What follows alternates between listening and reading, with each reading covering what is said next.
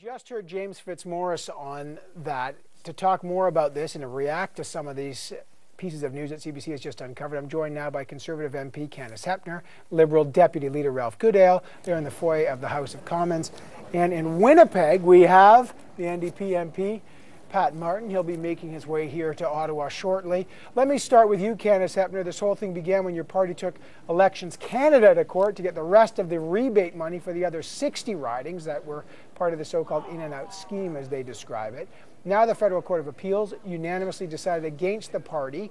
Now you heard what James Fitzmaurice said. $100,000 was reimbursed to ridings like Hull-Elmer, who spent only $12,000 on the election. Will the party reimburse Elections Canada? Well, I think this shows actually a couple of things. First of all, from my experience working as a campaigner for many years, Elections Canada does a very thorough job of looking at election returns. So they looked at these 17 ridings and they approved them as expenses and they gave them the rebate. They then changed their interpretation. And if you look, it took me about 2 minutes to find out that the NDP did exactly the same thing when it comes to putting money in and moving money out. I actually, David Christopherson, for example, September 2004 received just over $20,000 from the party. In October 2004, returned it. But here's where the disagreement is. We have this disagreement with Elections Canada. They believe certain expenses were national, which we are saying were local. That is a disagreement that we have, and we believe that we're right. We believe that we did everything legally, and we're going to continue to fight this battle. But just react, if you could, before I move on to Mr. Goodale, very quickly. James Fitzmaurice saying, a riding like Hull-Elmer, they only spend about $12,000, $13,000, and they're reimbursed over $30,000 for money that wasn't even part of their campaign. Should they have been reimbursed if that money did not come from the local campaign? Well, it was common practice between all the parties. And again, David Christopherson, Jack Layton, if you look at the election return and you look at money transferred in those years from the party to the campaign, it was common practice. In our case, it was Conservative money raised from Conservative donors going to Conservative candidates. In the NDP case, it was NDP money going to NDP candidates, then back again to the party. So Elections Canada did change. There are 4 senior Conservatives being charged here by the independent public prosecutor. So, just for the spotlight is right now on the Conservative Party from the Office of the Independent Public Prosecutor, which is why we're focusing on it. But I think if you look at the facts, what we're saying, and which is proven, it was absolute common practice. Now we have certainly changed because now we realize Elections Canada has changed their interpretation of that, and so we changed our practices, and we expect all the parties would do the same. All right, let me ask Ralph Goodale to comment on that. Candice Hoeppner said common practice, Liberals did it, NDP did it. What's your view? Well, that's just not true. Elections Canada has audited the returns of all the political parties and all the candidates for all the political parties. They've been working at this over the last 4 years, and they have found this scheme to deceive only in one political party, and that's why they've laid the charges. And it's not just against Joe Blow at the local level, some minor functionary. They have charged the campaign manager, the chief financial officer, and 2 other senior officials with the party. So they've gone right to the top. These are the closest campaign advisors to Mr. Harper. They found, Elections Canada has found what Elections Canada considers to be a scheme or a scam, if you will, to recycle money in the way that you've shown just earlier on the program, that has 2 effects. If you take some of that money down from the national level and push it down to the riding level, it means you can spend more at the national level, and the Chief Electoral Officer is saying that Elections Canada has exceeded the spending limit for national parties by $1.3 million, and that's a lot of excess campaigning. And the same scheme, if you will, driving those expenses down to the lower level, means that riding associations that really never spent that money themselves, and as you know from some Conservative riding associations, they've said that it didn't pass the smell test to them. They didn't spend the money themselves, but they claim a rebate on it, and they get 60 cents on the dollar back. And that means, yes, they're receiving money, a rebate for expenses from the taxpayers of Canada that they never spent. Well, let me bring in Pat Martin, if I can. Pat Martin, again, The Conservatives are saying, and you just heard Candice Hoeppner say, this was common practice, specifically pointing to the NDP. Well, that's absolute bunk, and Ralph is right. The only person that got Candice, give me a minute here, please.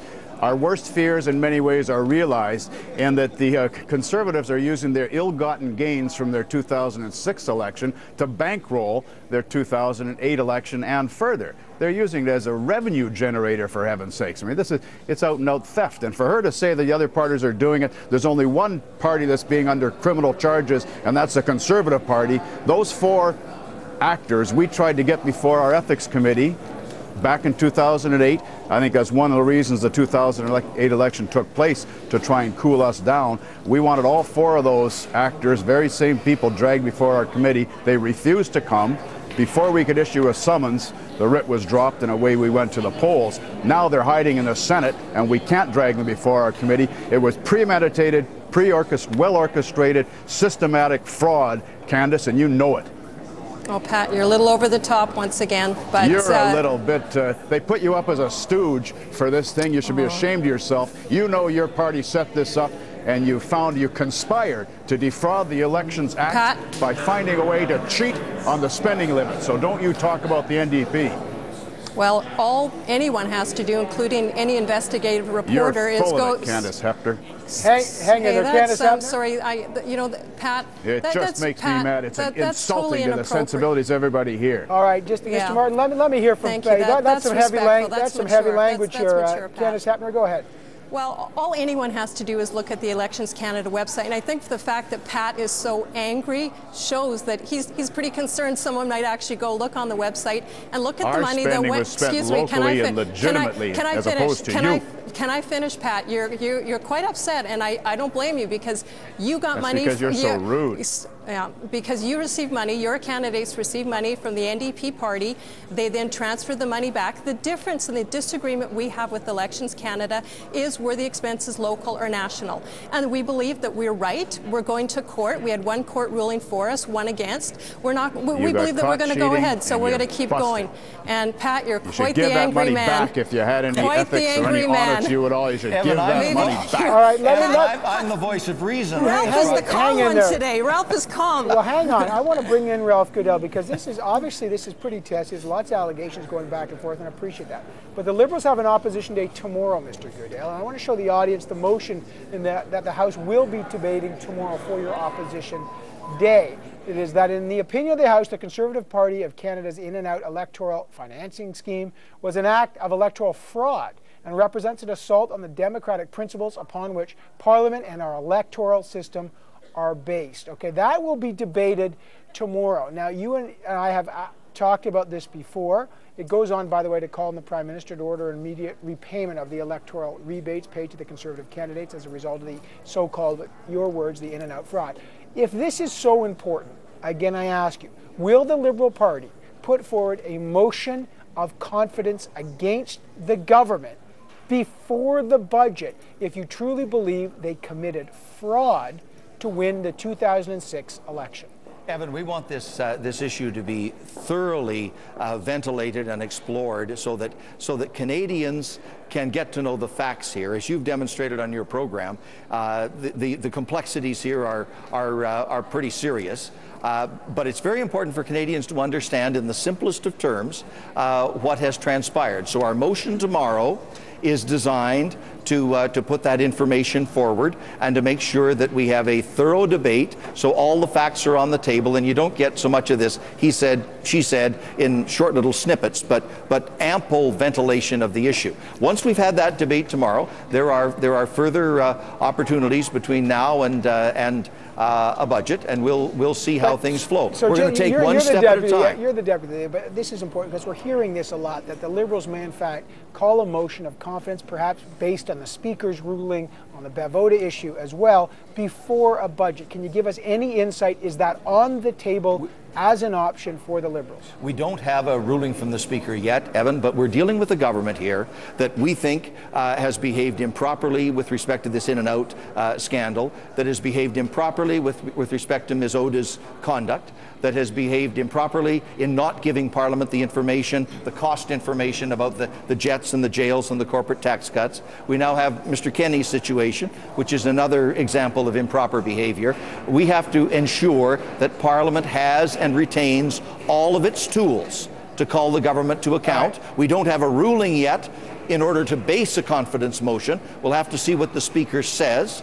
But we think it's important for Parliament to have all of the tools at its disposal, because you're dealing with a government that appears to have a pattern of not telling the truth. I want to give Pat Martin, you're pretty angry today.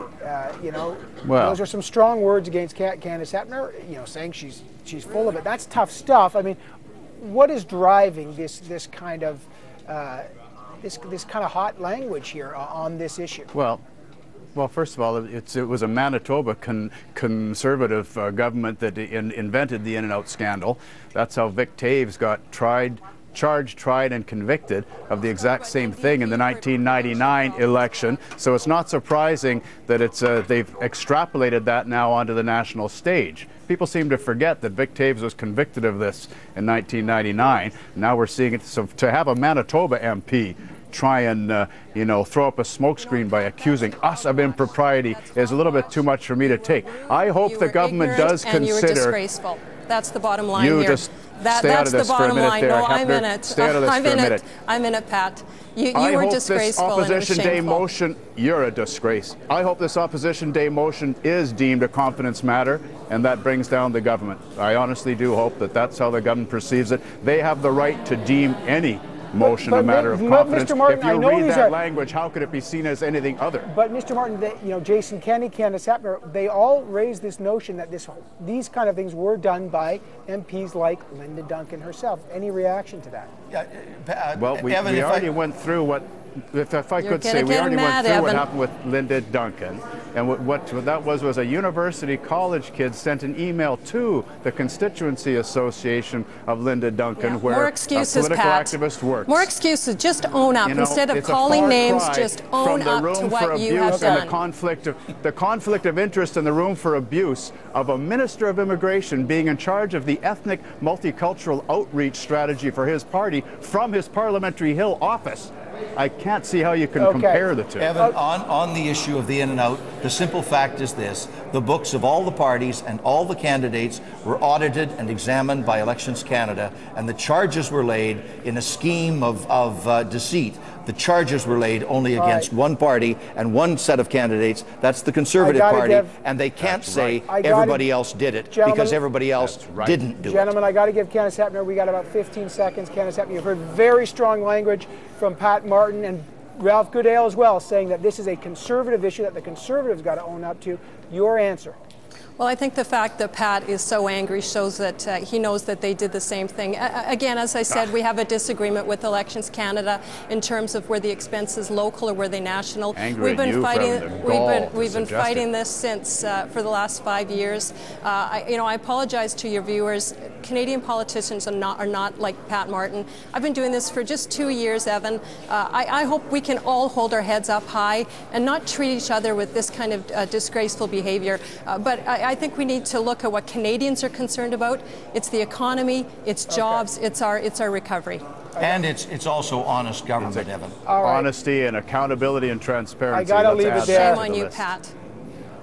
Candice Hoeppner, Ralph Goodale, Pat Martin. We'll talk about this again in the hours and days to come. I want to thank all three of you for coming on today. Very passionate views today on power and politics. Up next, though, we're going to talk about